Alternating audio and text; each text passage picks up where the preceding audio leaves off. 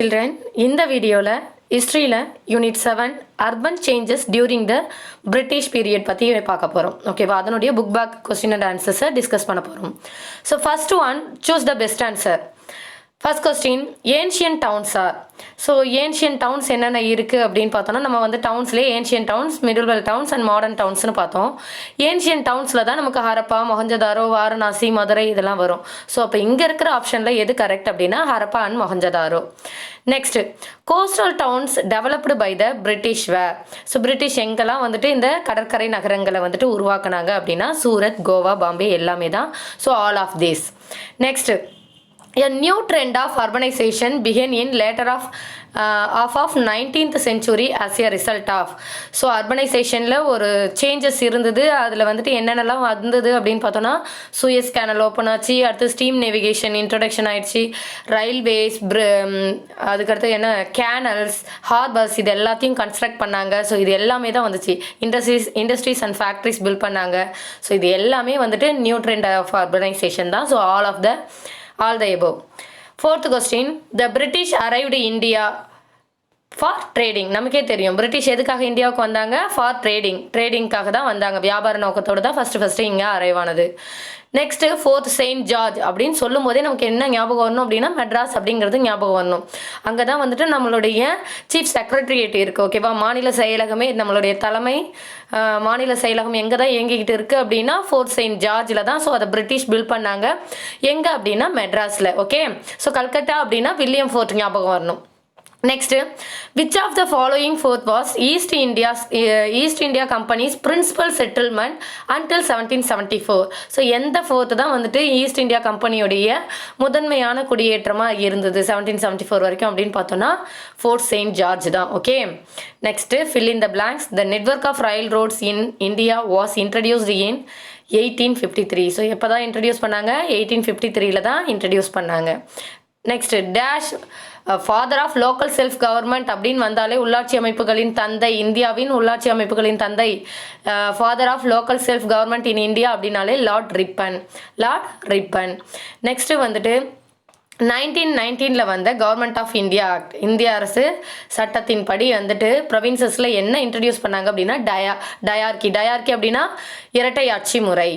Next வந்துட்டு corporation form ஆகிறதுக்கு யார் காரணமாக இருந்தா அப்படின்னா சர் ஜோஷியா சைல்டு தான் வந்துட்டு இந்த கார்ப்பரேஷன் மாநகராட்சி உருவாவதற்கு காரணமாக இருந்தவர். Next Francis Day and Andrew Cogan வந்துட்டு ஃபேக்ட்ரி ட்ரேடிங் பண்ணுறதுக்காக மதராசப்பட்டினத்தில் ட்ரேடிங்லாம் பண்ணுறதுக்கு பர்மிஷன் வந்து கிடைச்சிது அவங்களுக்கு. எப்போ அப்படின்னா 1639 and 1639. Okay, next match the following. Bombay அப்படிங்கிறது 7 ஐலாண்ட்ஸ். கண்டோன்மெண்ட் டவுன் அப்படிங்கிறப்பயே நமக்கு கான்பூர் அண்ட் லாகூர் ஞாபகம் வரணும். ஸோ அது வந்து ஆர்மி பீப்புள் ஸ்டே பண்ணுறதுக்காக உள்ளது. அதை தான் வந்துட்டு நம்ம இங்கே வந்து என்ன ஆப்ஷன் இருக்குன்னா கான்பூர்.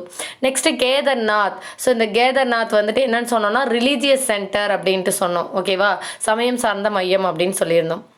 நெக்ஸ்ட்டு டார்ஜிலிங்கிறது வந்துட்டு நம்ம நிறைய இடத்துல நிறைய தடவை வந்துட்டு மூவிஸ்லலாம் கேள்விப்பட்டிருப்போம். டார்ஜிலிங்கிறது ரொம்ப கூலான ஏரியா, ஹில் ஸ்டேஷன்ஸ். நெக்ஸ்ட்டு மதுரைங்கிறது வந்துட்டு ஏன்ஷியன் டவுன். ஏற்கனவே உங்களுக்கு சூஸ் சீட்லேயே வந்துட்டு நான் சொல்லியிருப்பேன் ஏன்ஷியன் டவுன் என்னென்ன அப்படின்னு.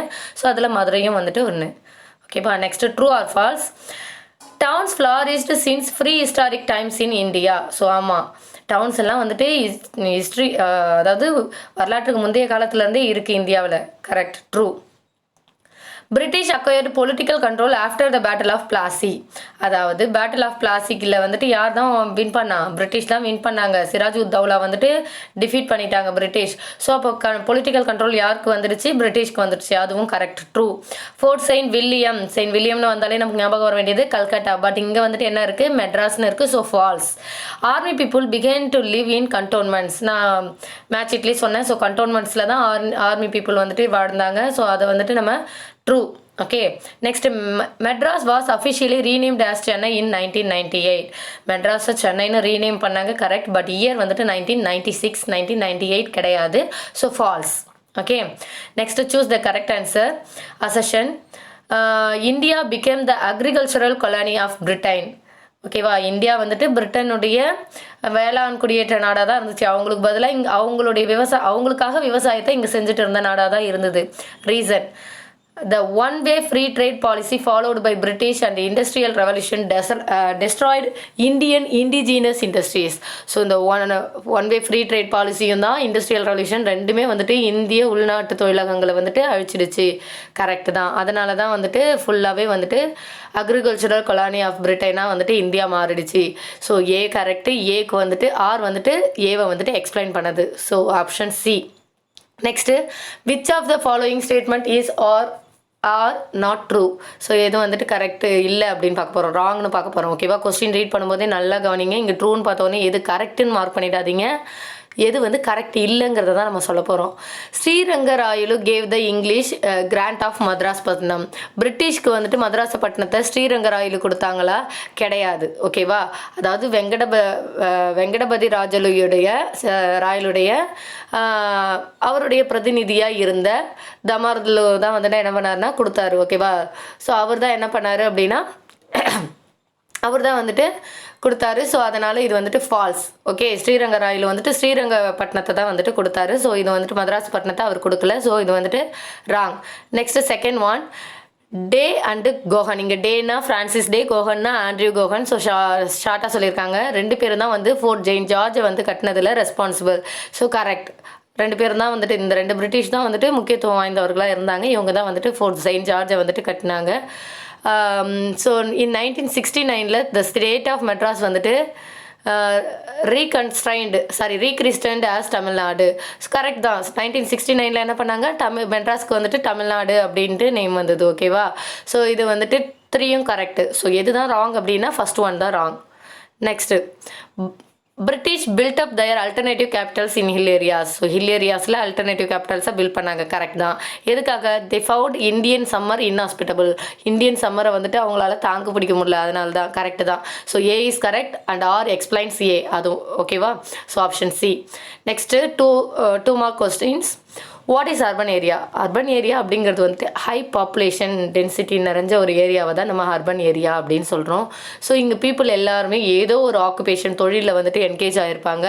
ஃபுட் ப்ரொடக்ஷனை உற்பத்தி, அதாவது உணவு உற்பத்தி அல்லாத மற்ற எல்லா தொழில்கள்லையுமே என்ன பண்ணியிருப்பாங்கன்னா ஈடுபட்டு தான் இருப்பாங்க. உணவு உற்பத்தின்னு இல்லை, அதை தாண்டின மற்ற தொழில்கள்லையும் வந்துட்டு ஈடுபட்டு இருப்பாங்க. ஸோ பார்த்தோன்னா ஒரு நன்கு கட்டமைக்கப்பட்ட ஒரு என்விரான்மெண்ட்டில், living in highly built environment, so ஒரு நல்ல டெவலப்டு என்விரான்மெண்ட்டில் வந்துட்டு என்ன பண்ணியிருப்பாங்கன்னா வாழ்ந்துட்டு இருப்பாங்க. அதை தான் நம்ம அர்பன் ஏரியா அப்படின்னு சொல்கிறோம். அர்பன் ஏரியானா அங்கே ஹை பாப்புலேஷன் டென்சிட்டி அதிகமாக இருக்கும்.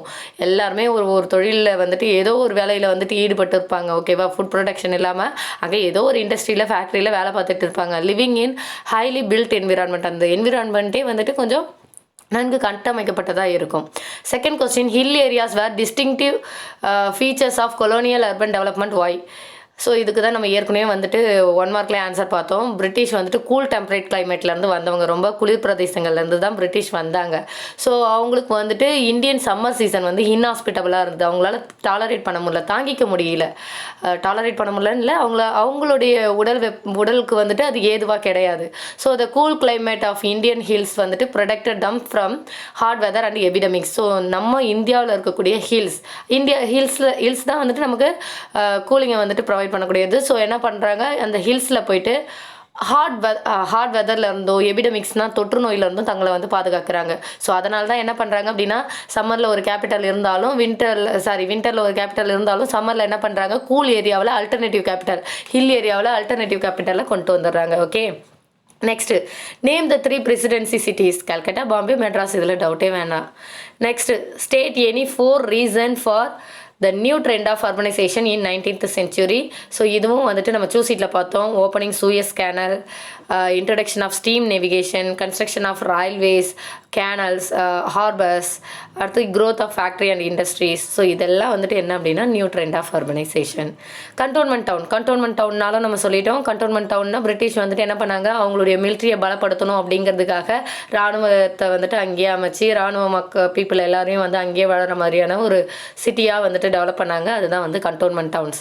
So British needed strong military camps, அவங்களுக்கு ஒரு பலமான மிலிட்ரி கேம்ப் தேவை. And established the cantonment downs, அதுக்காக அவங்க எஸ்டாப்ளிஷ் பண்ணது தான் இந்த cantonment downs. Army people begin to live in this places, army people தான் அங்கே வந்துட்டு வாழ்ந்துட்டு இருந்தாங்க. So gradually they where grown up in to a city, so சிட்டியாக மாறிச்சு. எக்ஸாம்பிள் கான்பூர் அண்டு லாகூர், கான்பூர் அண்டு லாகூர்.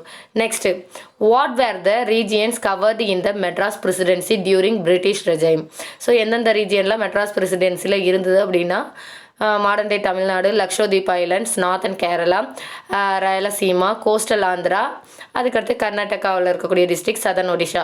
ஸோ அப்போ மெட்ராஸ் பிரசிடென்சிங்கிறது இப்போ இருக்கக்கூடிய மெட்ராஸ், அதாவது இப்போ தமிழ்நாடு இருக்கு இல்லையா, அது மட்டும் கிடையாது. அதை சுற்றி இருக்கிற மற்ற ஸ்டேட்ஸ் இருக்கு இல்லையா, அதெல்லாம் சேர்ந்து தான் வந்துட்டு அதில் இருக்கக்கூடிய ஒரு சில டிஸ்ட்ரிக்ஸ் அல்லது அது ஹோலா எல்லாமே சேர்ந்து தான் வந்துட்டு மெட்ராஸ் பிரசிடென்சிங்கிறது இருந்தது. Okay,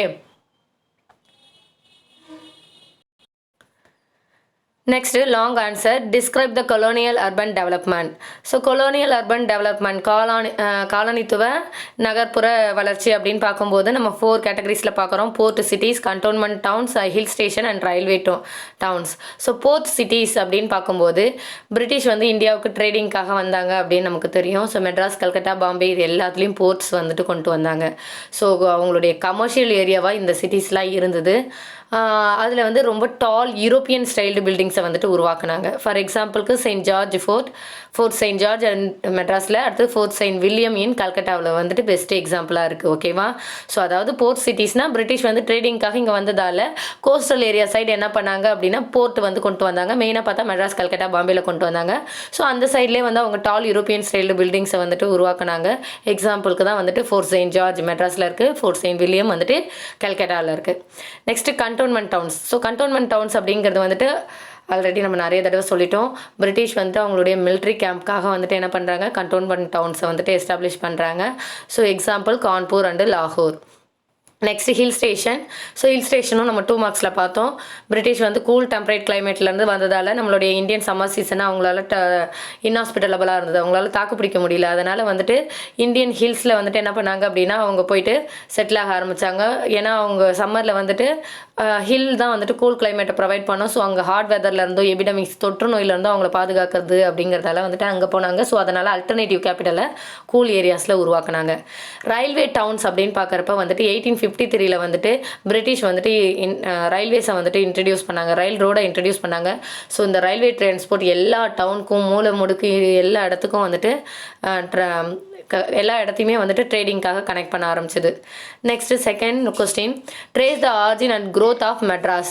origin and growth of Madras அப்படின்னு பார்க்குறப்ப மெட்ராஸ் வந்துட்டு பிரிட்டிஷ் இங்கே கமர்ஷியலாக என்ட்ராகிறதுக்கு முன்னாடியே மெட்ராஸுங்கிற சிட்டி இங்கே இருந்தது. ஓகேவா?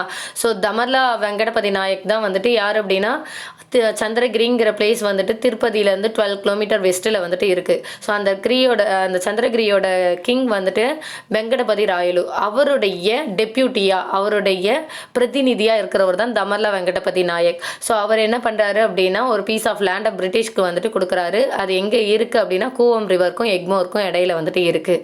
ஸோ 1639 வந்துட்டு இங்கிலீஷ் ஈஸ்ட் இந்தியா கம்பெனிஸுடைய ஃப்ரான்சிஸ் டே, அவர் கூடவே அவருடைய மொழிபெயர்ப்பாளர் யார் அப்படின்னா அதாவது டிரான்ஸ்லேட்டர் பெரி திம்மப்பா, அதுக்கடுத்து அவருடைய சுப்பீரியர் யார் அப்படின்னா ஆண்ட்ரியூ கோகன். ஓகேவா? ஆண்ட்ரியூ கோகன் தான் வந்துட்டு மசிலிப்பட்டினத்தில் இருந்த ஃபேக்ட்ரியோடைய சீஃபாக இருந்தார். ஸோ இவங்க எல்லாருமே வந்துட்டு இவங்களோட முன்னிலை இவங்க எல்லாம் இருந்தாங்க. ஸோ அவர் வந்துட்டு அந்த அக்ரிமெண்ட்டில் சைன் பண்ணாங்க. ஸோ அதுக்கப்புறம் பை ஃப்ரான்சிஸ் டே ஆண்ட்ரியூ கோகன் என்ன பண்ணாங்க அப்படின்னா அங்கேயே வந்துட்டு ஃபேக்ட்ரி ட்ரேடிங் இது எல்லாத்தையும் ஃபோர்ட் எல்லாத்தையுமே மதராசப்பட்டினத்தில் வந்து ஆரம்பிக்கிறதுக்கு பர்மிஷன் அவங்களுக்கு வந்துட்டு கிடச்சிது. ஸோ அதனால் அவங்க வந்துட்டு என்ன பண்ணாங்க, செயின்ட் ஜார்ஜ் ஃபோர்ட் வந்துட்டு ஃபோர்ட் செயின்ட் ஜார்ஜை வந்துட்டு அங்கே கட்டினாங்க. ஸோ அதை தான் வந்து ஒயிட் டவுன் அப்படின்னு சொல்லுவாங்க. அதை சுற்றி இருக்கக்கூடிய மக்கள் லோக்கல் பீப்புள் வாழக்கூடிய பிளேசஸை வந்துட்டு வில்லேஜஸை வந்துட்டு பிளாக் டவுன் அப்படின்னு சொல்லுவாங்க. ஸோ மெட்ராஸ் அப்படிங்கிறது ஒயிட் டவுன், பிளாக் டவுன் ரெண்டும் சேர்ந்தது தான் வந்துட்டு Madras. Next third question, India become an agricultural colony of Britain how. So India வந்துட்டு பிரிட்டனுடைய வேளாண்மை குடியேற்றமாக இருந்தது ஏன்? ஸோ பிகினிங்கில் பார்த்தோம் அப்படின்னா பிரிட்டிஷுடைய பாலிசி வந்துட்டு அர்பனைசேஷனுக்கு எதிராக தான் இருந்தது, அவங்க விரும்பலை. அதுக்கப்புறம் எக்கனாமிக் பாலிசி என்ன பண்ணுச்சு அப்படின்னா பிரிட்டிஷை வந்துட்டு இந்தியன் எக்கனாமியை வந்து கொலோனியல் எக்கனாமியாக மாற்றி சிட்டி எல்லாமே டெவலப் ஆச்சு. ஸோ கொலோனியல் எக்கனாமினா என்ன, இந்தியன் எக்கனாமினா என்னங்கிறத வந்துட்டு நான் உங்களுக்கு வீடியோஸில் எக்ஸ்பிளைன் பண்ணியிருப்பேன். So with the help of one trade predominance, அதாவது மொத்தமாக ட்ரேடு வந்துட்டு யாருக்கு பெனிஃபிட்டாக இருந்ததுன்னா பிரிட்டிஷ்க்கு தான் பெனிஃபிட்டாக இருந்தது. ஒன் சைடாக தான் இருந்தது. இந்தியன்ஸ்க்கு வந்துட்டு அது எந்த பெனிஃபிட்டையும் தரல. அது மட்டும் இல்லாமல் லாஸ் தான் தந்தது. அதனால் இந்தியர்கள் எல்லாரும் என்ன பண்ணாங்க, அவங்களுடைய மேனுஃபேக்சரிங் இண்டஸ்ட்ரீஸ் வந்துட்டு க்ளோஸ் பண்ண வேண்டிய சுச்சுவேஷன் வந்தது. ஸோ ஒட்டு மொத்தமாக இந்தியன் மேனுஃபேக்சரிங் வந்து டிஸ்ட்ராய் ஆகிடுச்சு. அதே மாதிரி ஹேண்டிகிராஃப்ட் இண்டஸ்ட்ரியும் வந்துட்டு ஃபுல்லாக வந்து கொலாப்ஸ் ஆகிடுச்சு. ஸோ டவுன்ஸ் அண்ட் சிட்டிஸ் வந்துட்டு, அதாவது ரொம்ப புகழ்பெற்று இருந்த நகரங்கள் கூட மார்க்கெட்டில் வந்துட்டு உலக மார்க்கெட்டில் வந்துட்டு அந்தளவுக்கு புகழ்பெற்று இருந்த சிட்டிஸ் அண்ட் டவுன்ஸ் கூட என்ன ஆச்சு அப்படின்னா, அவங்களுடைய பெயரை வந்து இழக்கிற மாதிரியான ஒரு சூழ்நிலை மார்க்கெட்டில் வந்துட்டு அவங்களுடைய எல்லாமே வந்துட்டு குறைஞ்சிடுச்சு. அடுத்தது அதாவது அந்த மேனுஃபேக்சரிங் டவுன்ஸ் எல்லாமே வந்துட்டு அவங்களுடைய இதுக்கு முன்னாடி அவங்க எந்த அளவுக்கு முக்கியத்துவம் இருந்தாங்களோ அது எல்லாத்தையுமே இழந்துட்டாங்க. அதுக்கு அடுத்தது நமக்கு வந்துட்டு டியூட்டிஸ் அதிகமாக இருந்தது, வரி வந்துட்டு அதிகமாக இருந்தது, நிறைய ரெஸ்ட்ரிக்ஷன்ஸ் இருந்தது. இதனால் வந்துட்டு இந்தியன் குட்ஸ் எல்லாமே வந்துட்டு பிரிட்டனுக்கு இம்போர்ட் பண்ணுறதுல நிறைய ப்ராப்ளம் இருந்தது. ஸோ அதனால் என்னாச்சு அப்படின்னா வந்துட்டு மொத்தமாக வந்துட்டு நம்மளுடைய இந்தியன் இண்டஸ்ட்ரி வந்து சிதைவடைந்தது. ஸோ அதனால் இந்தியா வந்து என்னவா மாறிடுச்சு, நமக்குன்னு எந்த லாபமும் இல்லை. இதுக்கப்புறம் வந்துட்டு என்னாச்சு, பிரிட்டன் தான் ரூல் பண்ணுறாங்கங்கிறதால அவங்களுடைய அக்ரிகல்ச்சரல் கலானியாக வந்துட்டு மாறிடுச்சு. Okay, any doubt? தேங்க்யூ.